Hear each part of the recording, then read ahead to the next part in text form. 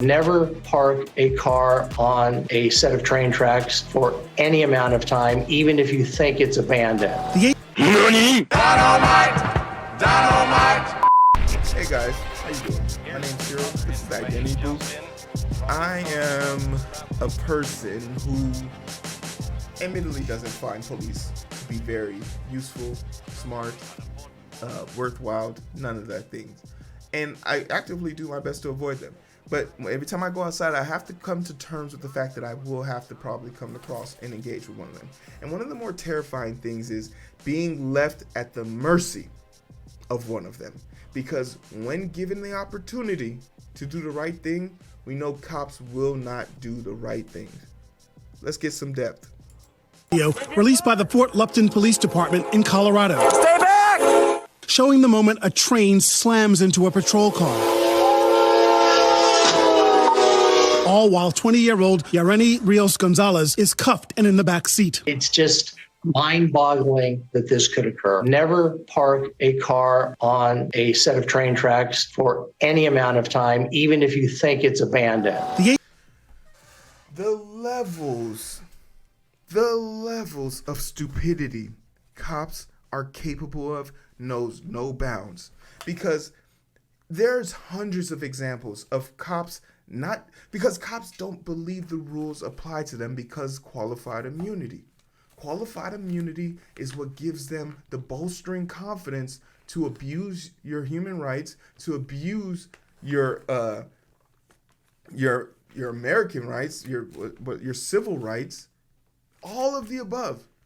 This is what makes cops feel like they can park on sidewalks, park in handicap spots, reverse traffic, no problem. All of that. And if you do anything to them in the process of them trying to perform their duties, you're going to be held liable.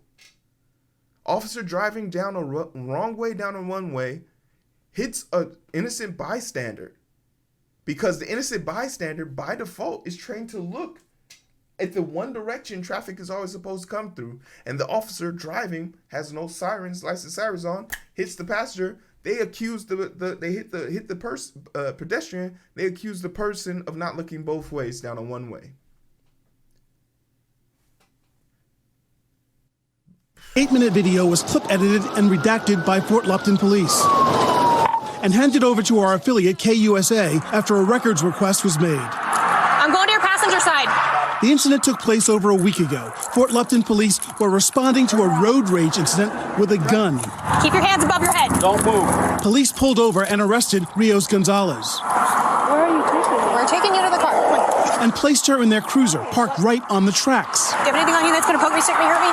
No, ma'am, but can I please get my cell phone? We'll get your cell phone in a second. Is there any weapons in the car? Ready? No, ma'am, there's nothing on. There's no weapons in the car? The video cuts to officers searching her car for a gun. Toss it out the window?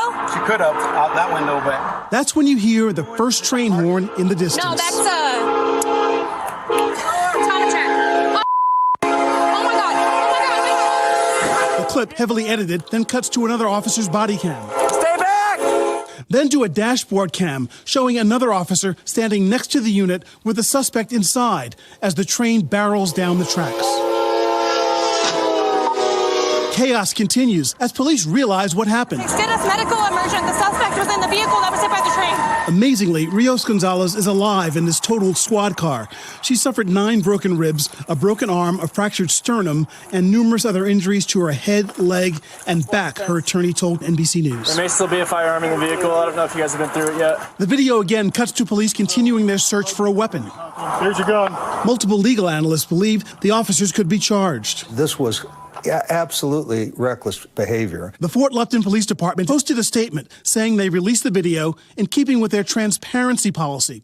Also saying investigators with the Colorado Bureau of Investigation and the District Attorney's Office are looking into this incident. The Platteville Police Chief telling NBC News the officer from his department that was involved has been placed on paid administrative leave while the investigation is completed. So far, the woman in the car, Rios Gonzalez, has not been charged. Her attorney telling the Denver Post he blames the officers for her injuries, saying, quote, "It's kind of unbelievable they did something like this." Ron Allen, NBC News.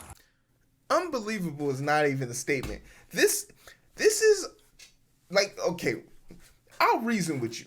I'll reason with you and I'll hear you out. Cops are dumb, but are they evil? And I have to believe they are, because you can't think of the oldest cartoon you've ever seen in your life. Picture it in your mind, the oldest cartoon you've ever seen in your mind. Now think of the bad guy in the cartoon, of the oldest cartoon that you've ever seen in your fucking mind. Think hard about this now. Now think of what that bad guy in that cartoon does to the damsel in distress in that fucking cartoon.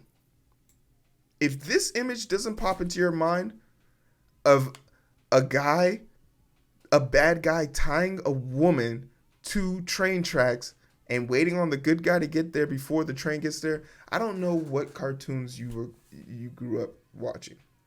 And to be honest, I didn't grow up watching these. But this is an inherent trope in all media. This trope happens throughout media. The bad guy ties the damsel in distress to the tracks, and then it's a race against the time for the train to hit the damsel or the good guy to get there. Mind fucking boggling. You can't tell me that this is the premise of a villain origin story. And the thing that's interesting about this, they're in a state where qualified immunity can be removed. So criminal charges should be charged. Absolutely need to be charged. She's gonna get paid though. And it's crazy that they haven't charged her yet, because I think they said towards the end of the video they found the gun. But even regardless of that, like, the thing about it is negligence is the moment officers aren't obligated to save you. If there's an active shooter going on, as long as it's not causing a mass disturbance or massive property damage, they're not obligated to save any one individual person. If you called police and say someone's chasing me with a gun, they could be like, all right, if you get away or he kills you, we'll figure it out. Let us know.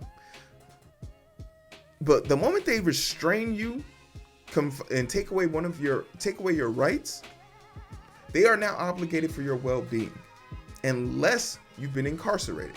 Because there's a story about the Alabama prisons where it's literally worse than a third world country in a prison.